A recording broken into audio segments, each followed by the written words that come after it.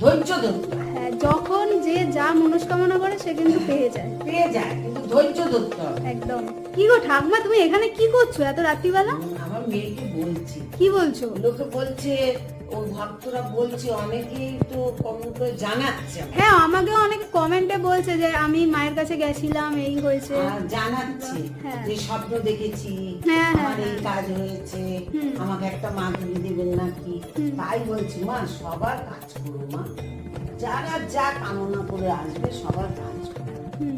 কাজটা করে দিলে তোমারও ভালো, তাদেরও ভালো, তাদের মঙ্গল হোক। আমার এই হাত নিয়ে দেখেছো তো, সবাই বলে, এটা কিন্তু সবাই বলে যে তুমি আপনার হাতটা এরকম, তাও আপনি লোকের জন্য করেন। আমি করবো না? আমার মেয়ে সুন্দর মেয়ে আমার।